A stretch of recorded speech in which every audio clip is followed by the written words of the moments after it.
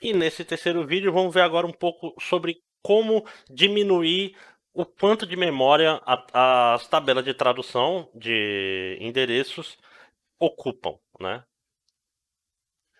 Temos que lembrar, né? Falei na aula passada que a tabela, pensando num vetor simples para tradução, se o espaço for de 32 bits, ou seja, um processador velho, né? Ou seja, para 32 bits significa que seu programa não pode ocupar mais do que 4 GB, lembrem disso.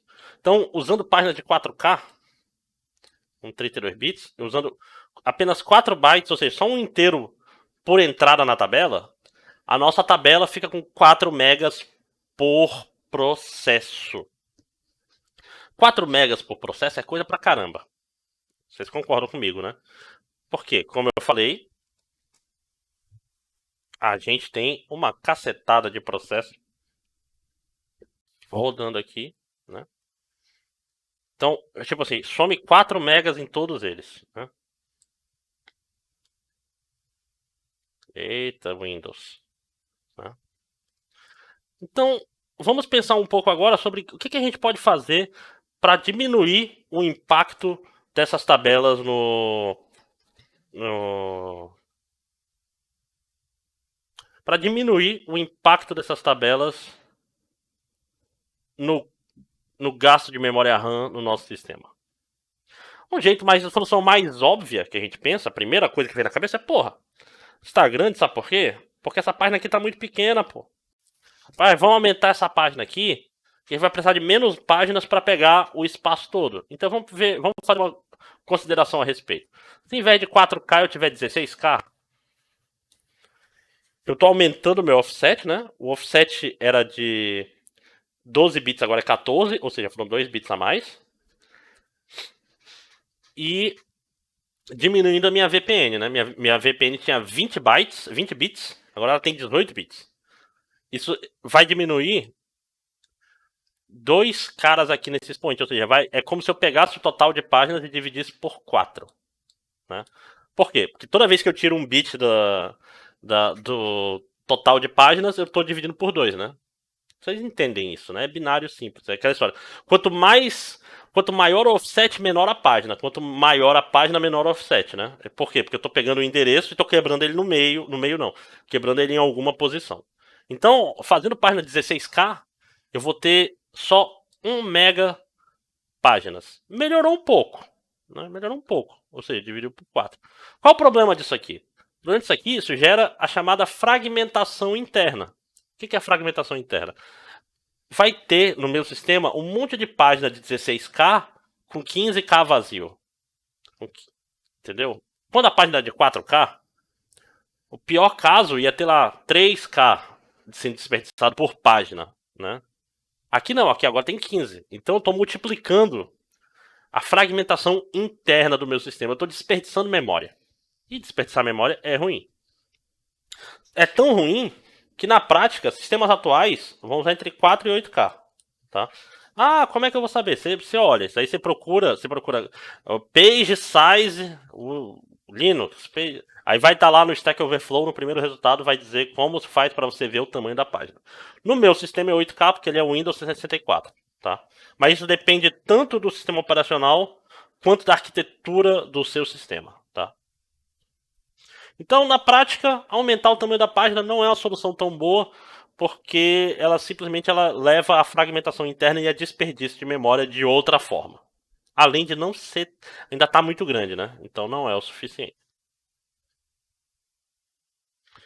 Outra abordagem era uma abordagem do Multics, esse negócio velho, coisa dos anos 80, né? 40 anos atrás.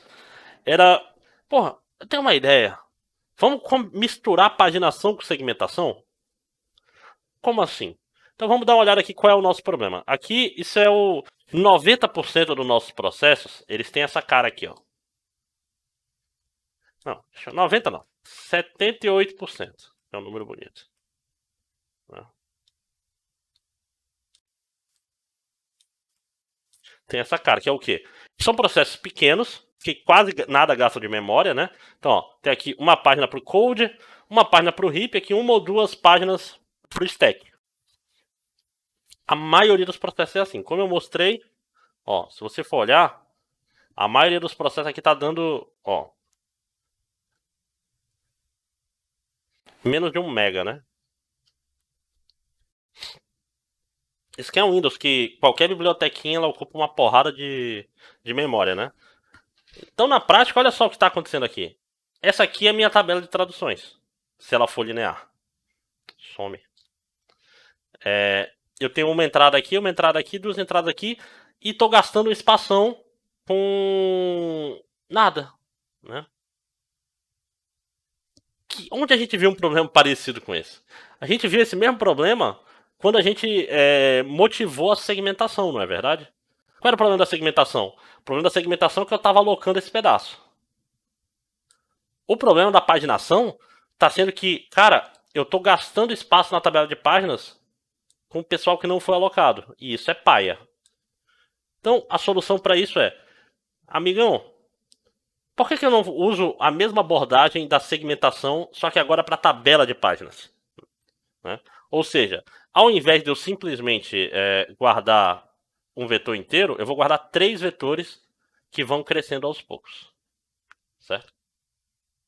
Né? Então, ó, agora eu vou ter um vetor pro code, por exemplo, né? O code não cresce, mas aí que seja. Um pro heap e um pro stack. Também com base and bound. E toda vez que eu precisar de uma página nova, eu aumento o bound e vou alocando aqui as traduções, certo? Então não é que o espaço todo é segmentado, é que a tabela de traduções é segmentada, certo? Isso aí serve para quê? Serve para que agora o gasto de memória da tabela de páginas vai ser proporcional a quanta memória meu processo usa. Antes de eu continuar, uma coisa interessante sobre esse número 78. Tem uma lei que eu não vou lembrar agora. Mentira, eu vou lembrar agora sim, com a magia da edição, que é o princípio de Pareto. É um princípio. Cara, Pareto era um estatístico, um matemático, que ele viu que na natureza e na vida humana, e até na literatura, até na escrita, na língua, boa parte dos processos naturais e humanos, eles caem nessa regra aqui que ele chamou de regra de 80-20 ou regra de Pareto. O princípio de Pareto diz que basicamente 80% das coisas são geradas por 20%. Então, por exemplo, 80% do consumo de memória no seu computador é gerado por 20% dos processos. 80%. E é claro que esses valores não são exatamente iguais. A questão é que a maior parte das coisas são geradas por poucas coisas. E a gente vai ter. Significa o quê? Qual é o corolário disso?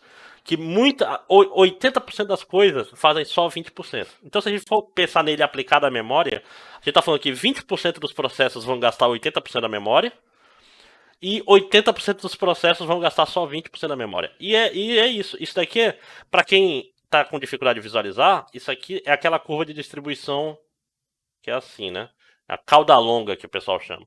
Isso daí tu acha em um monte de lugar. Tem regra de Pareto, você acha em frequência em palavras em línguas. Como assim, professor? Se pegar toda a Wikipedia em português e contar quantas vezes cada palavra aparece, você vai ver que 20% das palavras vão ser responsáveis por 80% de todas as palavras que 20% das palavras do vocabulário vão ser responsáveis por 80% do conteúdo da Wikipedia. Ou seja, vai ter 20% das palavras que são muito comuns e 80% das palavras que são raríssimas, acontecem uma, duas ou três vezes. Nome de gente, erro de digitação e assim vai. Pessoal, esse tipo de regra, Power Law, tem várias distribuições que são parecidas com isso. Isso ocorre em tudo quanto é lugar na natureza. Basicamente, essa é a regra errada, então eu não devia estar falando isso em vídeo. Tudo que não for normalmente distribuído vai acabar sendo distribuído assim, né? Normalmente distribuído é quando tem uma média, tem os desvios padrões e blá blá blá. Certo? Mas isso aí é um segue que eu faço em sala de aula e eu acho que seria injusto eu não fazer ele na aula gravada. A aula gravada tem que ser objetiva. Não, isso aqui é para vocês aprenderem e levarem coisas para a vida. Então, de nada. Né? Então, na prática, na segmentação paginada, eu vou ter três. Na prática, como se fossem três tabelas, só que essas tabelas crescem de acordo com um bound que pode aumentar. Né? Então, na prática, como é que muda? Agora, eu vou usar os bits iniciais para determinar o segmento, o resto dos bits para determinar qual é a página virtual e depois o offset. E eu tenho que usar isso aqui para identificar qual tabela que eu uso. E esse daqui para identificar dentro da tabela que eu tô. Ah, é hip. Então eu vou lá nas traduções de hip e acho esse cara aqui, certo? É basicamente isso. Eu tô passando relativamente rápido na segmentação paginada, que na prática ela não foi muito usada no mundo. Eu tô aqui mais para vocês saberem que teve essa abordagem antes da que eu vou mostrar aqui, que acabou sendo a mais usual, porque está até implementado em arquitetura x64, x86, né? Então, usar a segmentação paginada, a grande vantagem dela, ela só foi criada, por quê? Porque como eu uso o registrador bound, eu não preciso alocar a tabela toda de uma vez. No próximo vídeo eu vou explicar um pouco sobre a paginação multinível, que é uma outra forma de implementar a tabela de tradução de endereços. Então não percam até já.